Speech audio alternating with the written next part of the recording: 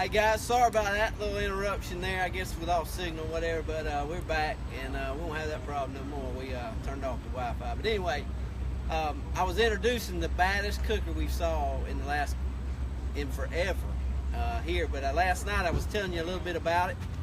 This is it. It's called the Friedrich KBQ400. I can tell you and I can explain it, but rather than me tell you about it, I want you guys to hear the story about how this thing come about. And this is Laurie Friedrich from Friedrich's. We've been knowing Miss Laurie for several years. If you're from Harvey's Supermarket, Winn-Dixie, these cookers, her cookers are actually being used there to do the ribs, the rotisserie chickens inside those stores for many years. And usually works off of electric heat source, uses wood chips to flavor, does a tremendous job, and we've actually had a cooker ourselves just like that, and it's perfect. But now with Mr. Bill, and pronounce your last name? Karau. Karau. I'm terrible with names, so I don't want to mess up.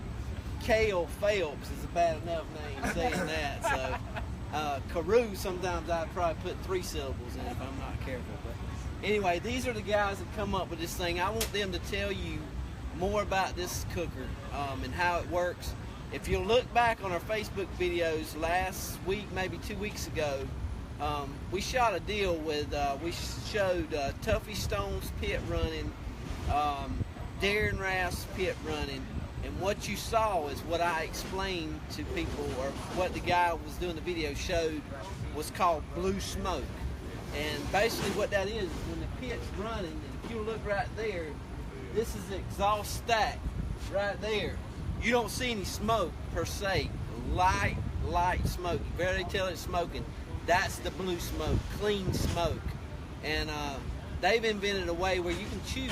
If you want a little bit of dirty smoke, get more flavor, more wood flavor on your meat or product that you're cooking, you can make an adjustment there. If you want to run that clean smoke all the way through a 8, 10, 12-hour cook on brisket, you can do that. So we're going to move around. We're going to turn around. You guys, you tell us.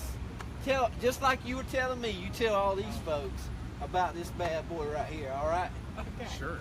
All right, thanks, Cal. Well, Bill? Well, the basic idea of the pit, this goes back to this show in Austin, Texas in 2008.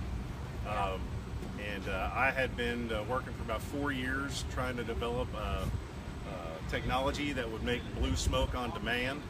And after about 18 different versions, I finally stumbled on it and was making some consumer scale units. And a buddy of mine who's running around here somewhere, after doing I don't know how many church cookouts at 1,600 pounds a piece with a couple of big offsets, said, see if you can make this work at a bigger size unit. And I said, okay, well, I think it probably will, no problem. And he and another buddy went and found one of Friedrich's units in a warehouse somewhere in Kansas City and bought a trailer and hauled it down and just left it in my driveway and said, here, make this work. And that took quite a bit of time, but we got a working prototype, and we actually showed it at the NBBQA in Austin in 2008, having no idea what this show was about at all. Yeah.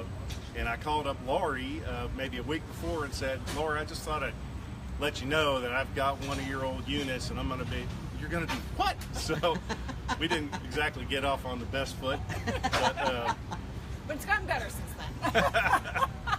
So I went through a number of revisions over the last nearly a decade now, improving the firebox, improving the materials, improving the ability to control the smoke. You used to just be able to make clean smoke, and now you can vary it between cleaner and heavier. And then Laurie and I started working again. This is 6-8 months ago, yep. Something like that. Mm-hmm. Friedrich has the capabilities and the 67-year track record and all the skills you need to get certified and really to go at the commercial business. And so we just collaborated. I provide the technology. She provides the horsepower to manufacture this unit, bring it to market. And the basic idea is it's a cooking chamber, which is a lot of y'all recognize as a Friedrich Flavor Max Flavor 400 unit. and it's sort of been adapted, that basic design, for this technology. And so we've got a wood burning firebox here. This is an inverted flame firebox. It burns straight wood logs, not charcoal. There's no gas involved in the system. And the firebox has the ability to turn the flame upside down and suck the flame down through the bed of coals that forms at the base of the fire and make that thin blue smoke. So the configuration we're running right now, we've got our bottom damper open, top damper shut, so we're pulling clean smoke. The base of the fire is right about at this level, and a bed of coals has formed there. And so by drawing smoke off the bottom, we're pulling the smoke down through that bed of coals, which burns it as an inverted flame very cleanly before it goes into the cooking chambers. And it's not a natural draft system, it's a forced draft system. And the Friedrich unit, we just retrofitted a variable speed recirculating fan instead of the single speed unit, and that's controlled by the thermostat controller. So when that fan runs faster, we circulate more and we bleed off a portion of that circulating flow through this exhaust. And because the unit's airtight, that means it has to make up that air from somewhere, and it comes from the firebox. So we always have this clean burning fire going in standby, and we're just pulling just as much heat as we need to maintain temperature. So this thing will lock in on your temperature and keep it ±1 Fahrenheit. Yeah. Let's walk around and let's look at the front side of this thing, guys, and kind of show a little bit how this differs from the normal Friedrich smoker that we're accustomed to seeing. So, well, you've got a different control here. Like Bill said, this holds temperature within 1 degree. So that's a little different than what we normally have, and some different switches and things.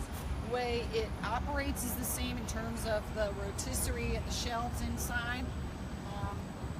Right now we've got some chickens on in there. Same type of operation. So we're running up at the design maximum, 325 Fahrenheit now for these chickens.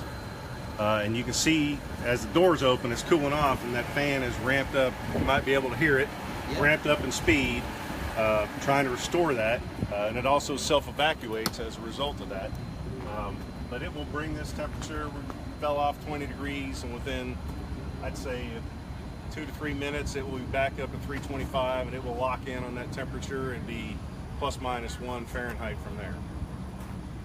So guys, I want to tell you now, I'm just telling you, this is why I told you yesterday this was the baddest cooker I've seen. One thing I want to tell you that you guys did not know, I did not know till just a minute. There's a wood pile right beside us. Texas is known for mesquite wood. I'm from South Georgia, man, and when I hear mesquite, I run from it, because I know in most stick burning applications, mesquite is a tough, hard, harsh, real heavy smoke for me. But what you've shown here, and what I've eaten the last 2 days, I've eaten ribs off this thing, I ate brisket last night, I eat sausage today, and I promise you I do not have that heartburn, over smoked flavor in my mouth at all.